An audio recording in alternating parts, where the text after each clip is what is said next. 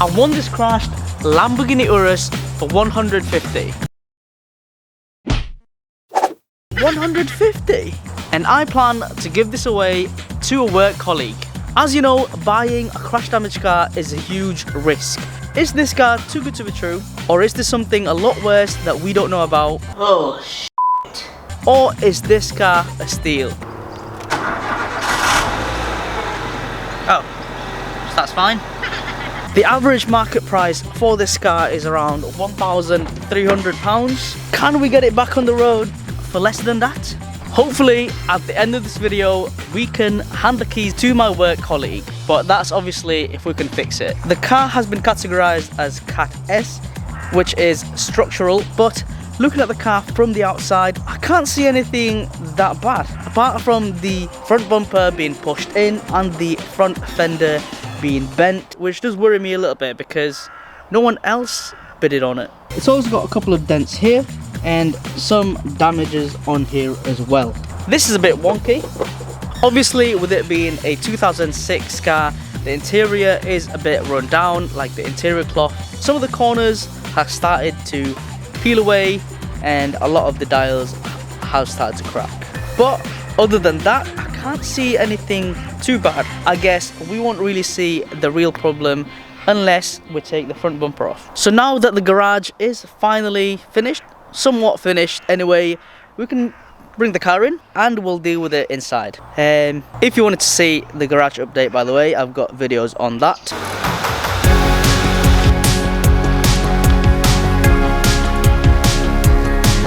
To know what really is going on behind the damage, we need to remove the front bumper and the wing. That's too tight.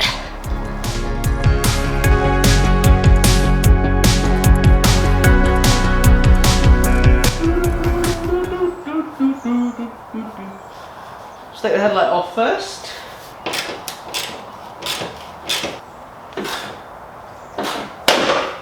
Oh, shit.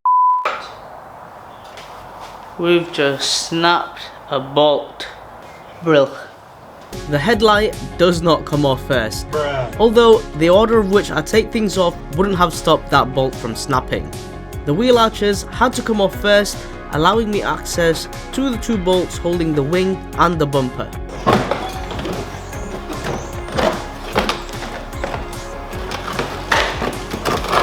A lot of the things happening now is what I have been fearing since I started working with cars. With this being a 2006 car, it's probably never had the bolts and the wheel arches removed. A lot of the bolts are very, very rusty.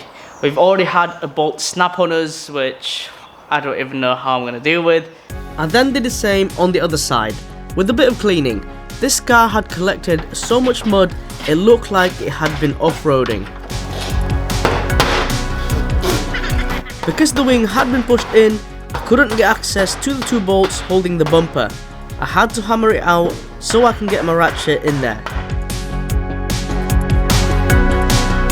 One there, and there's another one there at the back. I just needed to push it out just a little bit so I can access that bolt. There you go, one bolt out. Once those bolts are removed, I just had to unclip a couple of plastic clips at the top, remove a couple of screws underneath, and do the other two bolts on the other side. The friggin' WD-40 is out already. The bolt on this side does not want to budge. Not forgetting the electrical wiring for the lights. And the bumper should just pull out. Hey! Bumper's off. Assessing the damage then, we've got a bit of a damage on the headlight. Obviously the fender and a couple of its brackets have been bent, like the one directly connected to the fender and this sort of triangular bracket on here has also pushed it back a little bit. The damage on the bumper then, fog lamp is destroyed, so we're going to need to get a new one. Where the impact is, there's nothing really severe, I think we can just heat this up and push it out. Most of it is pretty much surface damage that can be salvaged, I believe. The only problem is on the other side where one of the bolts go, I sheared the plastic. So we're gonna have to try and do some sort of modification so that can still be used. Or we could just get a new front bumper. I then carried on to removing the damaged front wing. This time we really do have to remove the headlights. It's held by 3 bolts and its electrical connectors, and that is now the headlights off. What? The bit which I thought was the crack is actually bed poo. The wing was held by a couple of 10mm bolts, which was pretty straightforward to remove, no dramas.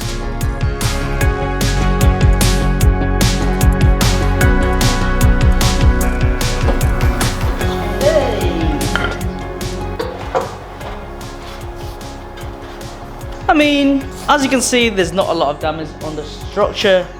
Thank God for that.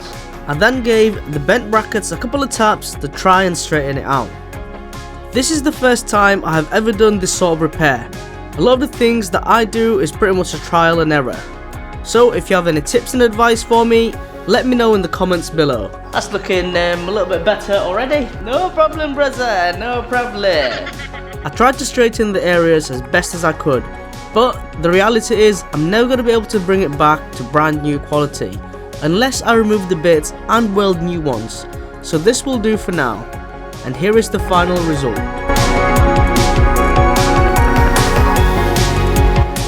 So I guess that is the front end dealt with. So we're going to head to the back of the car and deal with the rear brake lights. For some reason this rear brake light is a bit wobbly, so we are going to go investigate what is going on in there.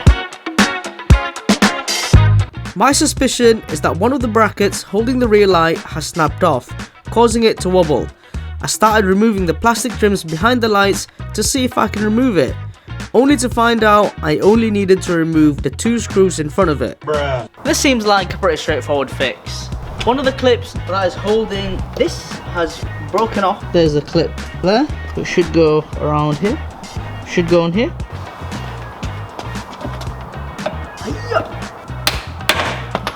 That's the clip destroyed. Luckily, we have some spare clips like these. And we've also still got the rubber washer. Here is our clip selection from good old eBay. Clip slides on here. Oop, to the wrong. Like so. Make sure we obviously put our electronics back on. Like so. Give it a good press. I'm just gonna hand tighten it. It doesn't need to be very, very tight. Hey, hey. Hey, that's one win. Nice and easy fix. At least that didn't cost us anything. One really important thing that I do when I'm working on cars is making sure you are organized. Because there's so many parts that you take off, so many bolts, so many screws, it gets a bit difficult keeping track of them. So what I do is I use plastic cups and label them up and yeah, just organize them. I am that sad, unfortunately. I am a little bit OCD.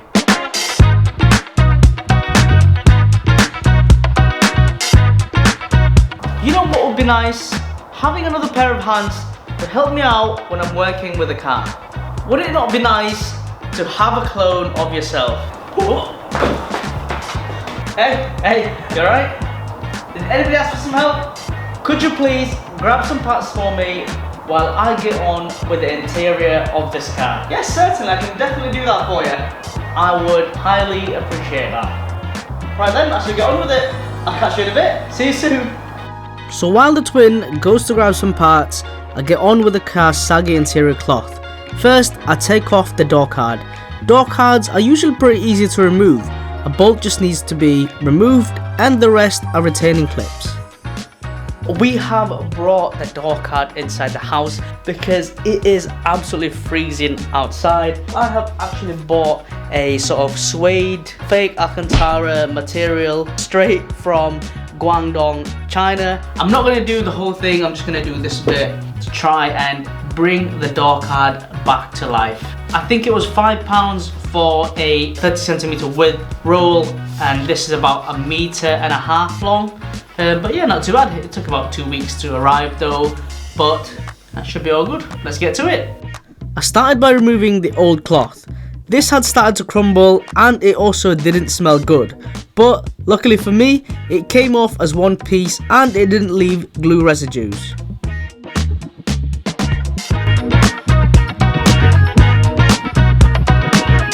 Once I got the approximate size cut up, I started laying it down. The trick I find with this is to lay one side down first and then work across with a squeegee. After making sure it was laid nice and flat, I began cutting the material.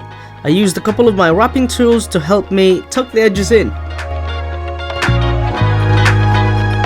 If you have made it this far, please hit that subscribe button.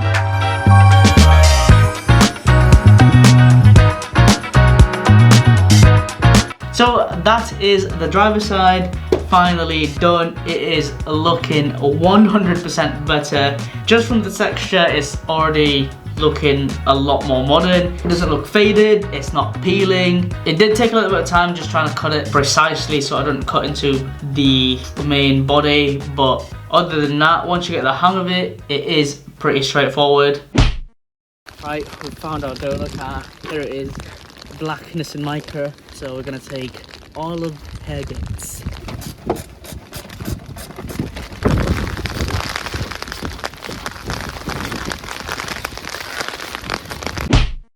We need to sort these dents out. There's a couple of them around the car. I mean, the car's peppered with dents, to be honest. One on the rear wheel arch, one by the door, and a couple on the bonnet. I have actually messaged a couple of mobile dent repair guys, but the quotes are a little higher than I would have liked. But then suddenly I remembered I love learning.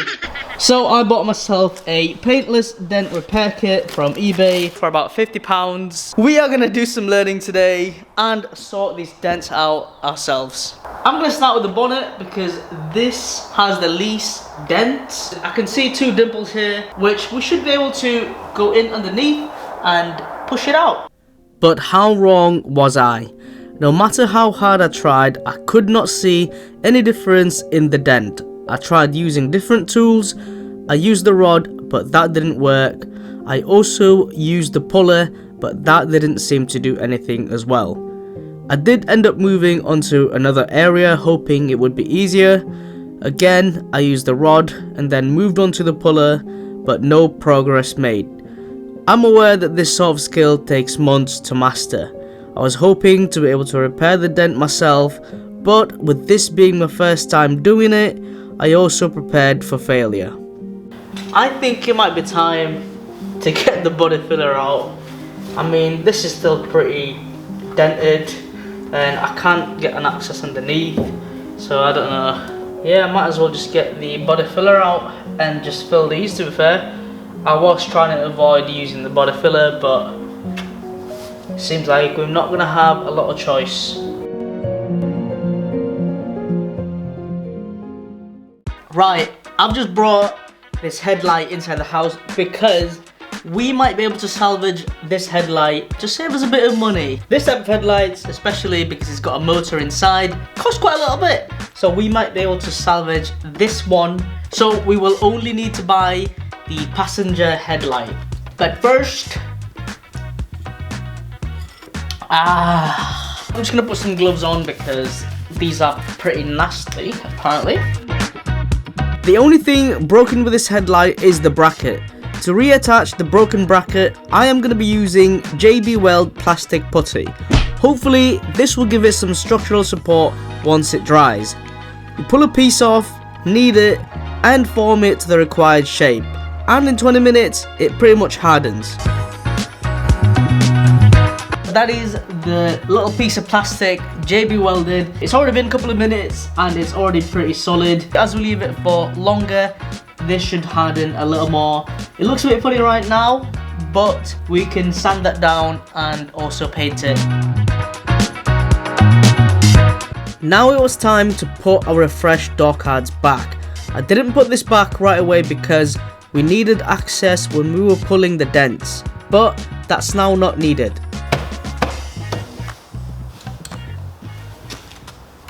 Hello, I have got you the car parts that you have asked me. So I brought you a full front bumper, a front wing and a headlight. Thank you so much. Okay. Do you need anything else? Nope. That's all I need for you. Okay. See you later. Oh, if it's you I've been waiting for, I better make. But before we do put everything back, at the start when I was taking the headlight off, we snapped a bolt.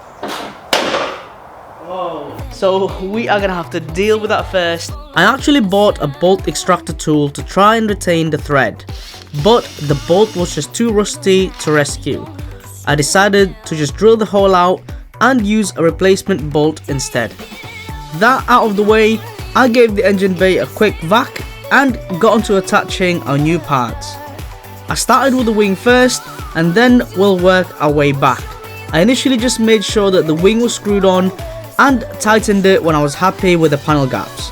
The next are the headlights. Both seems to have snapped off around this bit. It seems to be the weak point for the headlights because when we went to U-Pull-It to grab some parts, a lot of the headlights have snapped off around this area. But anyway, this is now solidified, so hopefully that should strengthen it. I am gonna go back and sand these down and paint it black so it doesn't stick out like that. I did have to buy a new used headlight on the passenger side, and again this bit has also snapped off, so I had to use a plastic putty as well. Having the headlights on should help me gauge our panel gaps even better. Similar to the wing, I loosely bolted it on, and when I was happy with the gaps, I tightened it. The passenger side was a little bit more difficult to line up, as this was the side that got damaged, but eventually I managed to line it up as best as I could. And lastly, our bumper goes on. I did end up buying a full new bumper as the old one was too damaged to save. I'm also going to put new hardware on the bumper, so I bought these bumper trim clips from eBay, which is just going to go underneath here, like so.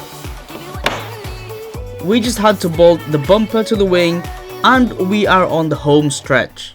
Woo! The Lamborghini is almost finished.